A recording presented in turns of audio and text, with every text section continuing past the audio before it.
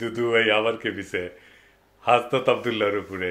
খেপারি কথা, হাসনাত করছে যে আওয়ামী লীগের টেকায় বিএনপির রাজনীতি চলে। দুদু ভাই বলছেন বিএনপি অনেক আগে থেকে, তার জন্মের আগের থেকে রাজনীতি করে, তাই হিসাব করে কথা বলা উচিত। বিএনপির বলো যে আওয়ামী লীগের টাকা দিয়ে রাজনীতি করছে। যদি বিএনপির লোকরা প্রস্রাব করে একমাত্র, তাহলে প্রস্রাবের তোরে ভেসে বঙ্গোপসাগরে গিয়ে পড়বে। সব কিছুর একটা সীমা থাকতে হবে। এমন কোনো কথা বলবা না যে কথার দায়িত্ব নিতে পারবা না। বিএনপি সম্বন্ধে যে অভিযোগ করছো, সেই অভিযোগের জবাব যদি বিএনপি শুধু থুতু ফেলে, সেই থুতুর মধ্যে তোমার খুঁজে পাওয়া যাবে না। সেই জন্য আমি বলবো হিসাব করে কথা বলা, হিসাব করে চলা, আর গণতান্ত্রিক রীতিনীতি মানা। পোলা পাইন করলে বহুত ব্যর্থ আছে দুদু ভাই। ঠিকই কইছেন, ঠিকই কইছেন। সব জায়গায় দুদু ভাইয়ের লোক ঢুকেছে, একেবারে ফাউল এগলে। আপনি একজন বিশিষ্ট রাজনৈতিক নেতা, আপনি খাবার গেছেন, আপনার মুরগির ঠ্যাং দিবি না, তাই বলে দেখেন রানের পিস না দেয় দুদু ভাইয়ের কি রাগ। ঠিক আছে না? আমি কনফার্ম ওই মেসিয়ান না এনসিপি করে, ছাত্রদের দল করে। এরপরে দুদু ভাই খাবার গেলে না 2টা রান দিবেন, হ্যাঁ, আর বেঁধে দিবেন খিলানোর পরে। উনি খাবি আবার বেঁধেও নিয়ে আসবি। তো আসেন আমরা না ইতিহাস দেখি। দুদু ভাই কইছে মুরব্বী মানুষ তো ইতিহাস দেখা দরকার। তো দুদু ভাই মাঝে মাঝে ফাউল করে আর একটা বাড়ি খায়, কিছুদিন ঠান্ডা থাকে। ওটাই একটা কাজ। বিএনপির জীবনের কি কাজ সেটা অবশ্য জানি না। হ্যাঁ, জানাই কোনো গতি, সে নাকি হয় সহসভাপতি। তো উনি তো সহসভাপতি। তো সহসভাপতি আর বেটা মানুষের দুদু একই জিনিস। বিএনপির দুদু ভাইয়ের কাজও এক, ওনার কোনো কাজ নাই আসলে। বিএনপির মধ্যে ঐতিহাসিকভাবে আওয়ামীপন্থীরা কাজ করে। পাগলা ফজলু একটা উদাহরণ, হাবিবুর রহমান হাবিব আর একটা উদাহরণ। ওই নাকি জামাত ইসলামের লোকদেরকে মসজিদে ঢুকতে দিবি না, নামাজের ইমামতেও করবে দিবি না। আটঘরিয়ার কোন মসজিদে জামাতের কোন ইমাম কোন মুয়াজ্জিন আযান দিতে পারবে না, জামাতের কোন ইমাম ইমামতি করতে পারবে না। তো এই দুটোই ছাত্রলীগের প্রেসিডেন্ট ছিল। বিএনপির শাহ মোজ্জেম ছাত্রলীগের প্রেসিডেন্ট ছিল পরপর 3 বার। মনিরুল হক চৌধুরী আর এক ছাত্রলীগ, বিএনপি করে। এমনকি পরপর 2বারের সভাপতি হওয়া কে এম ওবায়দুর রহমান, সেও বিএনপির সাধারণ সম্পাদক ছিল অনেকদিন। তো দুদু ভাই আওয়ামী লীগের টেকা মানে তো আওয়ামী লীগের নেতার কর্মীর টেকা, তাই না? কে এম ওবায়দুর রহমান যখন বিএনপিতে আসে বা অন্যান্য ছাত্রলীগের নেতারা যখন বিএনপিতে আসে, তার টাকা পয়সা কি আওয়ামী লীগকে ফেরত দিয়ে আসে নাকি নিয়ে আসে? আব্দুল আল মিন্টু যখন আওয়ামী লীগে ছিল, তার টাকা আওয়ামী লীগের টাকা না। আর আপনারা তো টাকা নিয়ে আওয়ামী লীগকে এলাকা ফেরাইতেছেন, কথাটা তো মিথ্যা না, তাই না? তাই বিএনপির মধ্যে আওয়ামী লীগের টাকা আছে তো, কথাটা সত্য তো। 71 টিভির দখল কে নিছে? হ্যাঁ, কে নিছে? বুলু ভাই নিছে তো। আর টিভির দখল কে নিছে? আর কইলাম না। এস আলমের সাম্রাজ্য কে দেখতেছে? সালাউদ্দিন সাহেব দেখতেছে। সামিটে যায় কে বসতেছে? হ্যাঁ, আপনাদের কোষাধ্যক্ষের ছেলে বসতেছে। হ্যাঁ, দখল করতেছেন সবকিছুই। দেখেন ভ্যান চালকের জমিও তো বাদ দিতেছেন না। 1200 বিঘা চিংড়ি ঘের দখল করেছেন। হ্যাঁ, আর দেখামো এডিটর সাহেব দেখাবো না। আচ্ছা ঠিক আছে, আজকে বাদ দিই, আজকে আর না দেখাই। বিএনপির যত দখল সে নিয়ে আলাদা এপিসোড করবো নি। এইটা সাহেব কি কর না কি? ঠিক আছে, আচ্ছা ঠিক আছে, এডিটর কইছে ঠিক আছে। তবে দখল নাকি ন্যায্য অধিকার ফিরে পাওয়া, মির্জা ফখরুল বলছে। এটার দখল বলা ঠিক না, আমি বিশ্বাস করি নাই যে এটা কইছে মির্জা ফখরুল ভাই। কিন্তু বিএনপির ভেরিফাইড টুইটার অ্যাকাউন্টে এটার প্রমাণ আছে। দেখেন এডিটর সাহেব, দেখে দেন এটা যে ভেরিফাইড টুইটার অ্যাকাউন্ট, এটা দেখে দেন। আওয়ামী লীগের মিছিল করে দিতেছে আপনাদের লোক। আওয়ামী লীগের লোক ছাড়া আপনাদের বিএনপির কার্যালয়ের উদ্বোধন হয় না। দেখেন যে কটা জায়গায় আওয়ামী লীগ মিছিল করেছে সেইগুলো স্থানীয়ভাবে বিএনপির টাকা দেওয়া হচ্ছে, আমরা খবর পেয়েছি। আমাদের কাছে সব খবর আছে। 2-1 জায়গায় বিএনপি ধাওয়া দিছে সত্য, তবে এগুলো স্থানীয় অ্যারেঞ্জমেন্ট। আমি জানি না টাকা না পেয়ে ধাওয়া দিছে কিনা, সেটাও হইতে পারে। আমার ক্ষুদ্র ভ্রাতার ভগিনীদের কই, আওয়ামী লীগ এখন নিষিদ্ধ সংগঠন। মিছিল করতে দেখলে একাই আগায় যাবেন, একা থাকলেও ধাওয়া দিবেন, একা ধাওয়া দিবেন, 2 হাতে 2টা ইটা নিবেন, ইটে নিয়ে ধাওয়া দিবেন। এটা মিছিলে ধাওয়া দিয়ে দেখেন, এগুলো ভিতর ডিম। আপনি একলা ধাওয়া দিলে পলাবে, লিগে রাখতে পারেন, মাইরা হাড্ডি গুঁড়া করে তেনা বানাই দিবেন, কিচ্ছু হবে না আপনার। নিষিদ্ধ ঘোষিত দলরে মারি দিচ্ছেন, বাড়ি দিচ্ছেন, কিচ্ছু হবে না। আমি দায়িত্ব নিলাম, কিছু হইলে আমাকে কবেন, আমি দেখবো। আসলে বিএনপি হয়েছে কি, বিএনপি করে আওয়ামী লীগ, বিএনপি আওয়ামী লীগ করিচ্ছে। এই বিএনপির আওয়ামী লীগ করা নিয়ে কথা বলি।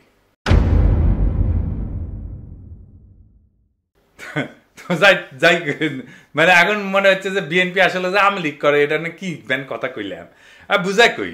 আওয়ামী লীগের যা কর্মসূচি ছিল, যা লক্ষ্য ছিল, তা বিএনপি কইরা দেয়। আওয়ামী লীগ একার শক্তিতে কখনো যেটা পারত না, সেটা বিএনপি আওয়ামী লীগের সেই কর্মসূচি কইরা দেয়। এখন দেখেন অনলাইনে বিএনপি আওয়ামী লীগ একই সাথে গেলায় আমাকে দেখেছেন, আমার কমেন্ট বক্সে দেখেন ফেসবুকে, বিএনপি আওয়ামী লীগ একই সাথে আমার গেলায়। তত্ত্বাবধায়ক সরকার কার দাবি ছিল? আওয়ামী লীগের দাবি ছিল। কোন সরকার সেটা বাস্তবায়ন করেছে? আইন সংশোধন করেছে, সংবিধানে ঢুকেছে বিএনপি সরকার ঢুকেছে। জিয়া কি ছিল? বাংলাদেশের প্রেসিডেন্ট ছিল, তাই না? প্রেসিডেন্সিয়াল সিস্টেমই বাংলাদেশের জন্য সবচেয়ে ভালো। প্রেসিডেন্ট সিস্টেম এটা বিএনপির কর্মসূচি। প্রেসিডেন্সিয়াল সিস্টেম থাকলে হাসিনা জিন্দেগি প্রেসিডেন্ট হবার পারল না নি। আওয়ামী লীগের দাবি ছিল এই প্রধানমন্ত্রী শাসিত পার্লামেন্টারি সিস্টেম। এই বিএনপি নিজেরা রাষ্ট্রপতি শাসিত শাসন ব্যবস্থার পক্ষ হইলেও প্রধানমন্ত্রী শাসিত শাসন ব্যবস্থা প্রবর্তন করছে বিএনপি, আইন করে বিএনপি প্রবর্তন করছে। এই পার্লামেন্টারি সিস্টেম ভালো কাজ করে যদি রাজা থাকে। এইগুলা সে সমস্ত দেশের জন্য ঠিক আছে, কিন্তু বাংলাদেশের জন্য ঠিক নাই। আমি এই এপিসোডে আলাপটা করেছিলাম, দেখে নিতে পারেন কেন প্রেসিডেন্সিয়াল পদ্ধতি বাংলাদেশের জন্য সবচেয়ে ভালো। আবার দেখেন বিএনপি ৭২-এর সংবিধান রক্ষা করতে চায়। ৭২-এর সংবিধান বাতিল করা সম্ভব না বলছেন মির্জা ফখরুল, দেখেছেন? তো আপনারা তো আসলে আওয়ামী লীগ করতেছেন, আর কি কি করতেছেন? আওয়ামী রাজনীতি। আসেন আর একটু দেখি।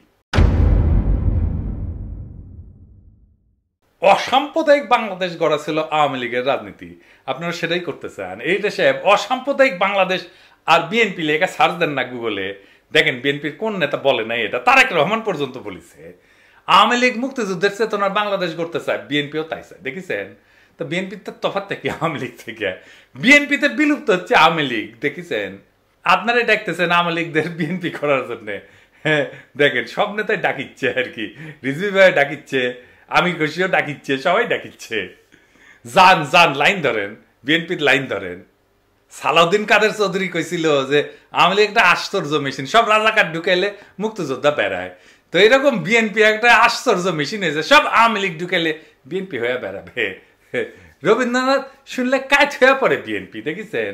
আমরা যে জাতীয় সঙ্গীত পাল্টাইতে চাই সেই জাতীয় সঙ্গীত নিয়ে বিএনপি গর্বিত, দেখেন? তারেক রহমান কইছে, কি আর বলবো, এই রবীন্দ্রনাথ বাংলাদেশে ইন্ডিয়ার আওয়ামী লীগের একটা পলিটিক্যাল প্রজেক্ট, সেটারে ঊর্ধ্বে তুলে ধরে বিএনপি। এখন বিএনপি আওয়ামী লীগের লোকেরা এসে খাও খাও করে ধরবি, আপনি না রবীন্দ্রনাথ নিয়ে বই লিখেছেন, আমি একটা কেন আমি ১০০টা বই লিখমু, তাতে কি যায় আসে? তাতে কিছু যায় আসে?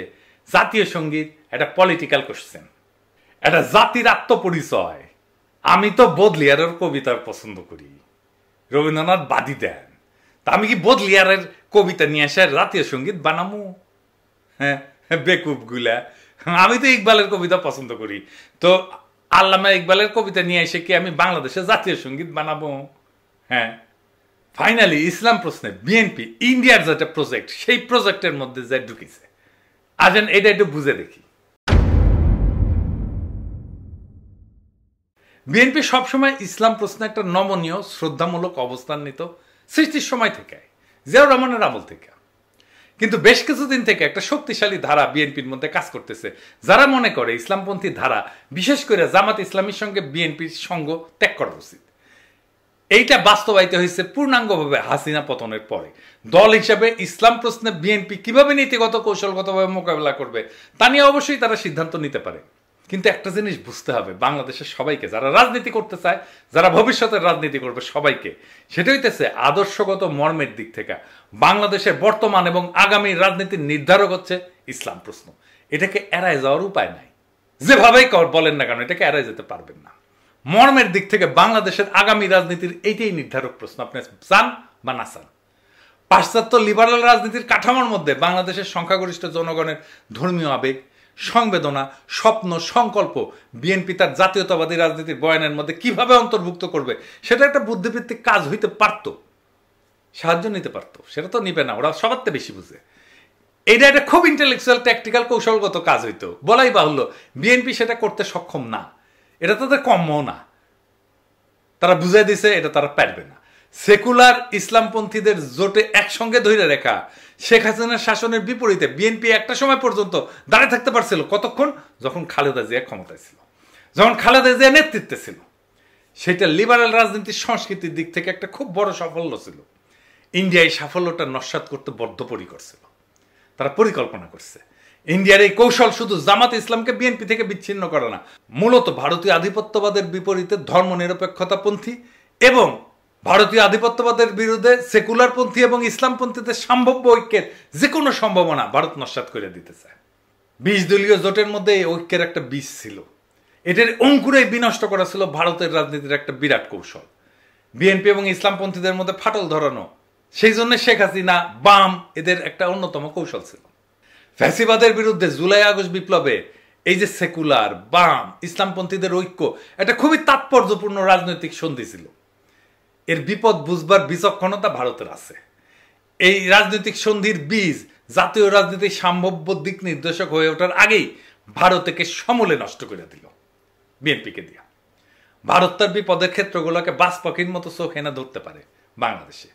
৭১-এর মুক্তিযুদ্ধে জামাত ইসলামের ভূমিকার বিচার আর বাংলাদেশের ইতিহাস, সমাজ, সংস্কৃতি আর রাজনীতিতে ইসলামের ভূমিকার প্রশ্ন দুইটা আলাদা প্রশ্ন। ১৯৭১-এ জামাতে ইসলামের ভূমিকার কারণে বাংলাদেশের শক্তিশালী ইসলামপন্থী রাজনীতির উদ্ভব এবং বিকাশ অনেকটা ক্ষতিগ্রস্ত হয়েছে, সেটা আমরা মানি বা না মানি। কিন্তু বিএনপিকে জামাত ইসলাম থেকে বিচ্ছিন্ন করা যে একান্তই ভারতের এবং লীগের প্রধান কৌশল, যার উদ্দেশ্য বিএনপিকে আরো দুর্বল করা, খর্ব করা, এটা বোঝার জন্য খুব একটা রাজনৈতিক জ্ঞানের প্রয়োজন হয় না, আইনস্টাইন হওয়ার দরকার নাই। এটা উল্টা দিকে জামাত ইসলামকেও দুর্বল করার কৌশল। আমি মুক্তিযুদ্ধের চেতনার প্রশ্নে তারেক রহমানের একটা পুরনো সাক্ষাৎকার দেখাই, যখন খালেদা জিয়া বিএনপি প্রধান, যখন খালেদা জিয়ার নেতা, সেই সময় বিএনপি আসলে মুক্তিযুদ্ধ প্রশ্নে কি স্ট্যান্ড নিত। আমি এই সাক্ষাৎকারটা সাপ্তাহিক 2000-এ প্রকাশিত হয়েছে, 2001 সালের 17 আগস্ট। এইটা পরে জনগণের মুক্তিযুদ্ধ চেতনার স্বরূপ সন্ধান এই নামে আহমেদ মুসা সম্পাদনা করে আর একটা বই বের করে। তো সেই সাক্ষাৎকার বড়, কিন্তু আমি শুধু মুক্তিযুদ্ধ বিষয়ক অংশটা তুলে ধরতেছি। এইখানে আমি সাপ্তাহিক 2000-এর প্রশ্ন এবং তারেক রহমানের উত্তর সেটা আপনাদেরকে বলতেছি। জামাতে ইসলামীকে কি আমি মুক্তিযুদ্ধের বিপক্ষ শক্তি বলবো না? আমি কিন্তু জিনিসটাকে ভিন্নভাবে দেখি। এটা আমার আগের জেনারেশন বলতো। আমি বলবো আসুন আমরা ভিন্নভাবে চিন্তা করি। 1971 সালে মুক্তিযুদ্ধ হয়েছিল, আমার বাবা মুক্তিযুদ্ধ করেছিলেন, তারা বুঝেছিলেন তারাই সঠিক কাজটি করছেন। জামাতকে অনেকে, আপনারা, আওয়ামী লীগ বলে যে তারা মুক্তিযুদ্ধের বিপক্ষ শক্তি। দেশ তো এখন স্বাধীন হয়ে গেছে। আমাদের সবচেয়ে বড় বাস্তবতা হচ্ছে দেশ কিন্তু এখন স্বাধীন। 71-এ জামাত হয়তো মনে করেছিল মুক্তিযুদ্ধটা ঠিক নয়, এ কারণেই হয়তো তারা এটার বিরোধিতা করেছিল। স্বাধীনতার পর জামাতের কোনো নেতা কি বলেছে এটাকে আমরা আবার পাকিস্তানের নিয়ন্ত্রণে নিয়ে যাব? আমার তো মনে পড়ে না কোথাও তারা এটা বলেছে। দেশ এখন স্বাধীন, আমরা 30 বছর পেরিয়ে এসেছি। এই যে মুক্তিযুদ্ধের চেতনা, রাজাকার, এটা নিয়ে আমাদের পূর্বপুরুষদের এত সময় নষ্ট করেছে যেটার ভোগান্তি এখন আমাদেরকে পোহাতে হচ্ছে। আমার জেনারেশনকে বলবো আসুন আমরা সামনে এগোই, রাজাকার নিয়ে চিন্তা করে সময় নষ্ট না করে মানুষের অর্থনৈতিক মুক্তির লক্ষ্যে যা করা উচিত বা যা করা প্রয়োজন সেটা করি। যুদ্ধাপরাধীর বিচার বা শাস্তির ব্যবস্থা তো একটা স্বাভাবিক ঘটনা, এটাকে ভুলে গেলে চলবে কি করে? জার্মানি 40 বছর পর, প্রশ্নটা শেষ করতে দেননি তারেক রহমান, তার আগেই উনি বলতে শুরু করেন। জার্মানি 40 বছর পর নাৎসিদের বিচার করেছে। 40 বছরে তারা প্রথমে দেশের প্রতিটি মানুষের বাসস্থানের ব্যবস্থা করেছে, কর্মসংস্থানের ব্যবস্থা করেছে, তারপরেই তারা এটাতে গেছে। আপনি বলছেন আগে আমরা মানুষের মৌলিক চাহিদা পূরণ করব, তারপরে মুক্তিযুদ্ধের বিপক্ষ শক্তি বা রাজাকার নিয়ে চিন্তা করব। অফকোর্স আমার বাবা যুদ্ধ করেছেন। কেন যুদ্ধ করেছেন? যাতে দেশের প্রতিটি মানুষের বাসস্থান থাকে, খাদ্যের নিশ্চয়তা থাকে, অর্থাৎ মানুষের মৌলিক চাহিদা নিশ্চিত করার জন্য। কিন্তু 30 বছরে আমরা মানুষের এই মৌলিক চাহিদাগুলো পূরণ করতে পারিনি। আসুন আগে মানুষের মৌলিক চাহিদাগুলো পূরণ করি, তারপর ওসব নিয়ে চিন্তা করা যাবে। আপনার বাবা যাদের বিরুদ্ধে যুদ্ধ করেছিল, আপনি তাদের বিষয়টি আলাদাভাবে দেখবেন না? আমার বাবা কারো বিরুদ্ধে যুদ্ধ করেননি, তিনি যুদ্ধ করেছিলেন মানুষের মৌলিক অধিকার নিশ্চিত করার জন্য। কিন্তু আপনি আদর্শ প্রশ্নটা শেষ করতে দেননি সাপ্তাহিক 2000-কে। তারেক রহমান তার আগেই বলা শুরু করেন, আপনার পেটে যখন ক্ষুধা থাকবে তখন কিন্তু মাথায় আদর্শ কাজ করবে না। আপনার পকেটে যখন চলার পয়সা থাকবে না, আপনি যখন আপনার সন্তানের ওষুধ কিনতে পারবেন না, খাবার কিনতে পারবেন না, তখন কিন্তু কোনো আদর্শ থাকবে না। এগুলো বইয়ে মানায়, বাস্তবে মানায় না। আমরা মুক্তিযুদ্ধের বিপক্ষ শক্তি বলতে যাদের কথা বলছি তারা তো খুবই কম। বিএনপির মতো একটা রাজনৈতিক দল কেন তাদের শেল্টার দেবে? শেল্টার দেওয়ার ব্যাপার নয়, আমরা চেষ্টা করেছি সবাই মিলে একসঙ্গে কাজ করতে, দেশকে এগিয়ে নিতে। এখন বলতে হয় 96 সালে শেখ হাসিনা যখন তাদের সঙ্গে নিয়ে আন্দোলন করলেন তখন কেন আপনারা তাকে এই প্রশ্ন করলেন না? অবশ্যই শেখ হাসিনাকে এই প্রশ্নগুলো করা হয়েছিল। উত্তরে কি বলেছিলেন শেখ হাসিনা? কৌশলগত মিত্রের কথা বলেছিলেন, কিন্তু এতে তিনি সমালোচনা থেকে রেহাই পাননি। কৌশলগত মিত্র তার মানে শেখ হাসিনা নিজ স্বার্থে বলেছেন এই কথা। আপনিও তো সেরকমই বলছেন। না, আমি সেভাবে বলতে চাচ্ছি না। আমি বলতে চাচ্ছি আসুন আমরা সবাই মিলে সামনের দিকে এগোই। পেছন নিয়ে আমরা আর কত টানাটানি করব? আপনি জান না, একজন সাধারণ মানুষের কাছে মুক্তিযুদ্ধের যারা বিরোধিতা করেছিল তাদের প্রতি তার হয়তো একটা বিরূপ ধারণা আছে। কথাটা অনেকাংশে হয়তো বা ঠিক, কিন্তু এটাও ঠিক মানুষ এসব শুনতে শুনতে ত্যক্ত, বিরক্ত। মানুষ এখন নতুন কিছু শুনতে চায়, নতুন কিছু দেখতে চায়। বিএনপি এখন নতুন কিছু বলছে না, ওই পুরনো কথাগুলোই যা আওয়ামী লীগ বলতো সেটাই এখন বিএনপির কর্মীরা বলে, সেটাই এখন বিএনপির নেতারা বলে। বিএনপি নিজেই তার এই অবস্থান মানে না। বিএনপি এখন তারেক রহমানের দেওয়া বক্তব্যের উল্টা কথা বলে। এই বিএনপি কার খপ্পরে পড়ে এই রাজনৈতিক অবস্থান নিল সেটা কি বিএনপি স্পষ্ট করা উচিত না? নাকি সেই সময় তারেক রহমান সেটা ভুল বলছিল? বিএনপি যদি এর ব্যাখ্যা দিতে না পারে তাহলে তো আপনি ওই দলের কোনো কথাতেই আস্থা রাখতে পারবেন না। ওরা ক্ষমতায় যে যা খুশি তাই করবে, আগের সব কথা উল্টাই দেবে, তাই দিচ্ছে। আমরা কেন বিএনপির বিরোধিতা করি? বিএনপি আজ যেখানে দাঁড়ায় সেখান থেকে আর যাই হোক জনতার আশা ভরসার পথে হাঁটা যায় না। কারণ ছাত্র জনতা শুধু আওয়ামী লীগকে সরাই দিচ্ছে, তাতেই বিএনপি খুশি।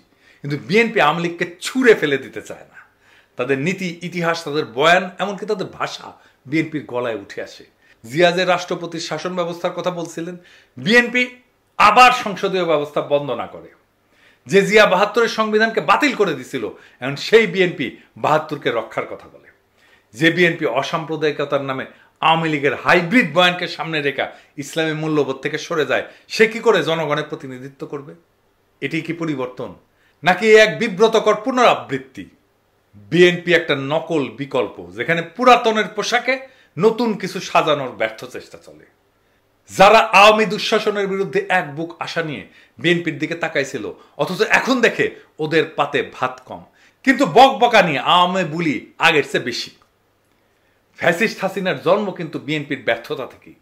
ছাত্র জনতা তাদের নিশ্চিহ্ন হওয়া থেকে বাঁচাইছে বিএনপিকে, আর সেই ছাত্রদের মুতে ভাষায় দিতে চায় বিএনপি। যদি বিএনপির লোকরা প্রস্রাব করে একমাত্র, তাহলে প্রস্রাবের তোরে ভেসে বঙ্গোপসাগরে গিয়ে পড়বে। বিএনপির এই নীতিহীন সফট আওয়ামীকরণ প্রক্রিয়া আসলে রাজনৈতিক আত্মহত্যা। এই পথ জনতার না, এটা মিটমাটের, কম্প্রোমাইজের আর আত্মসমর্পণের পথ। এই পথ নতুন বাংলাদেশের পথ হতে পারে না। আজ প্রয়োজন নতুন এক প্রস্তাবনার, একটা মৌলিক বিপরীত রাজনীতির, যেখানে ইসলামপন্থী শক্তি, জনগণের জীবন ঘনিষ্ঠ চেতনা আর রাষ্ট্রীয় ন্যায় বিচার এক মোহনায় মিলবে। যেখানে মুক্তিযুদ্ধের মানে হবে না কোনো দলীয় ট্যাগলাইন, বরং জনগণের সত্যিকারের মুক্তির সূচনা। যেখানে ইসলাম ধর্ম হবে রাষ্ট্রের গভীর মূল্যবোধের ভিত্তি, আর যেখানে নেতৃত্ব আসবে জনগণের ভিতর থেকে, সেই নেতৃত্ব যে ভারতপন্থী না। বিএনপির সামনে এখন মাত্র দুইটা রাস্তা খোলা আছে: নকল আওয়ামী লীগ হয়ে মুছে যাওয়া ইতিহাস থেকে, অথবা আওয়ামীকরণ ছুঁড়ে ফেলে সত্যিকারের জনতার বিকল্পে রূপান্তরিত হওয়া। জনগণ ক্ষমা করতে জানে, কিন্তু জনগণ প্রতারণা চেনে। বিএনপি আজকের রাজনীতি জনগণের সাথে প্রতারণা। মনে রাখবেন, প্রতারক আর বিশ্বাসঘাতকদের জন্য জনগণের মন খুলে যায় না, কেবল ঘৃণার দরজা খুলে। মনে রাখেন ইতিহাসের এই হিসাব। ইনকিলাব জিন্দাবাদ।